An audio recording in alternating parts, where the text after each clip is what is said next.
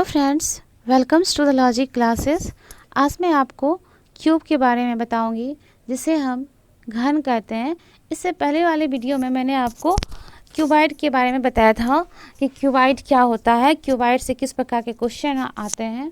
तो आप वीडियो को शुरू से लेकर अंत तक देखिएगा। यदि वीडियो आपको अच्छा लगे तो आप इसे लाइक, शेयर एंड सब्सक्राइब कीजिएगा एंड बेल आइकन को प्रेस कर दीजिएगा, ताकि जब भी मैं वीडियो अपलोड करूं तो आपके पास चला जाए। तो सबसे पहले हम ये जानते हैं कि क्यूब क्या है, घन है क्या। क्यूब एक सॉलिड शेप है जिसकी लंबाई, चौड़ाई, ऊंचाई क्या होते हैं, बराबर होते हैं, तो हम उसे क्यूब बोलेंगे। तो क्यूब का पूछा जाए कौन सा शेप है, तो ये क्यूब क्या है, 3 डायमेंशनल शेप है। 3 डायमेंशनल का मतलब, डायमेंशन मतलब लेंथ, ब्रेथ एंड हाइट। जिसमें लंबाई हो, चौड़ाई हो और ऊंचाई, उसे हम क्या बोलते हैं, क्यूब बोलते हैं। क्यूब नहीं बोल, लंबाई, चौड़ाई और ऊंचाई हो, उसे हम क्या बोलेंगे, 3 डायमेंशनल बोलते हैं, 3 डायमेंशन बोलते हैं। तो जिसमें लंबाई, चौड़ाई, ऊंचाई होते हैं उसे हम क्या बोलेंगे, 3 डायमेंशन बोलेंगे। और तीनों शेप क्या होने चाहिए, जब इक्वल हो जाते हैं, लेंथ, ब्रेथ और हाइट तीनों जब इक्वल हो जाते हैं तो हम उसे क्या बोलते हैं, क्यूब बोलते हैं। तो क्यूब का यदि हम एग्जाम्पल लेना चाहें कि कौन कौन से शेप क्यूब में है, तो जिसके सभी साइड्स इक्वल हो, मतलब सभी एज इक्वल हो, जैसे कि लंबाई, चौड़ाई, ऊंचाई सभी क्या हो, बराबर हो, तो उसे हम क्या बोलेंगे, क्यूब बोलेंगे। तो एग्जांपल में आप ले लीजिए आइस। घर में जो आइस होते हैं उसके सभी शेप कैसे होते हैं, क्यूब के शेप में होते हैं। यदि लंबाई, चौड़ाई, ऊंचाई क्या हो, बराबर हो। तो आप लूडो खेलते हैं तो लूडो में जो छक्के होते हैं वो भी किस प्रकार के होते हैं, डाइस जो हैं वो भी एक क्यूब का शेप ही है। तो ये एक मैंने आपको क्यूब का शेप बनाया। इसमें आपको कितने फेस होते हैं, इसमें जो फेस होते हैं इसमें 6 फेस होते हैं। फेस कितने होते हैं, 6 होते हैं। फेस इसमें 6 हैं। फेस मतलब क्या होता है, फेस मीन्स सतह होता है। तो सतह, फेस इसमें कितने हैं, 6। ये आपके क्या हो गए, फेस 1 2 3 4 5 एंड 6। इसका यदि मैं नाम लिखना चाहूँ तो AB, GF, BG, CD, CDEH,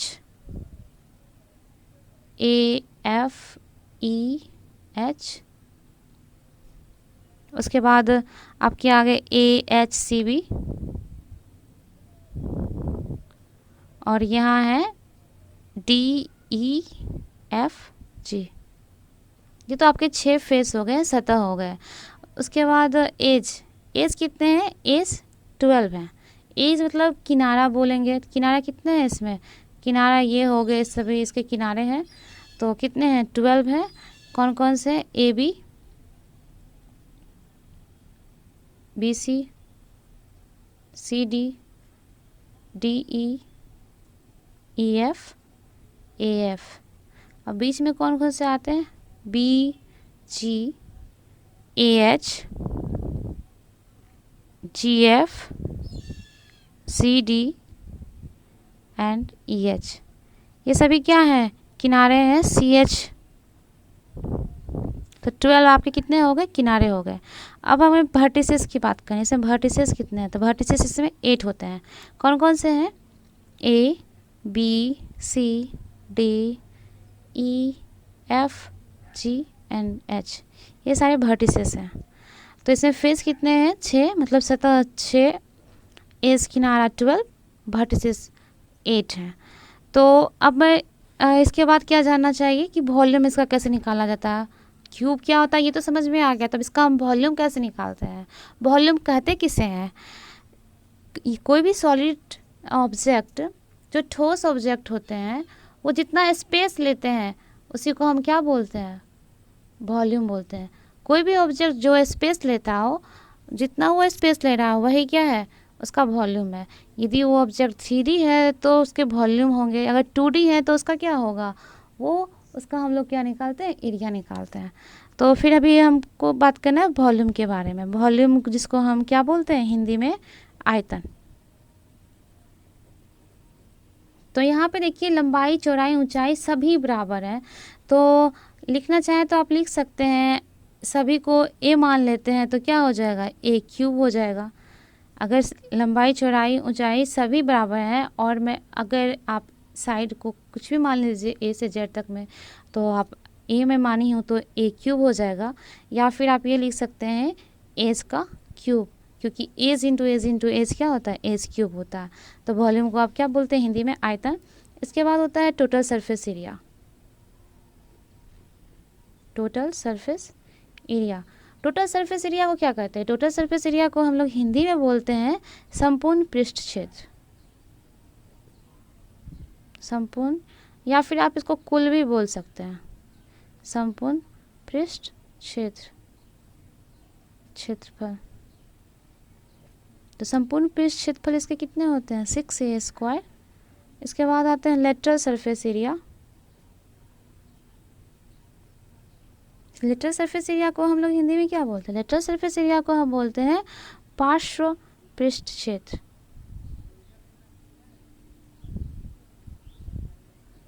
इसका हम लिखते हैं 4a²। अगर डायगोनल निकालना हो तो डायगोनल को हम लोग हिंदी में बोलते हैं विकर्ण।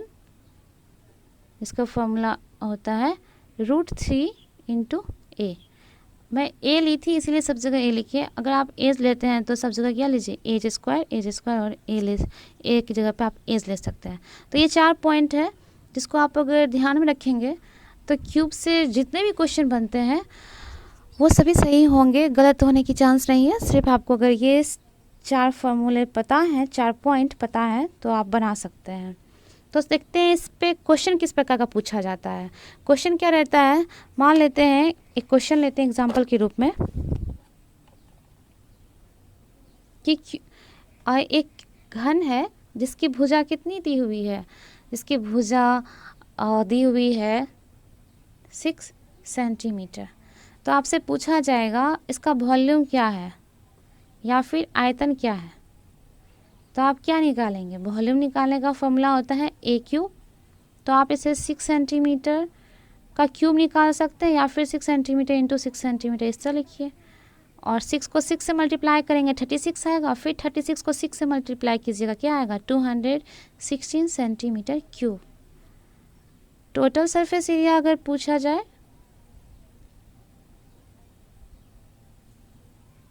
टोटल सरफेस एरिया पूछा जाए तो टोटल सरफेस एरिया का क्या होता है 6a²।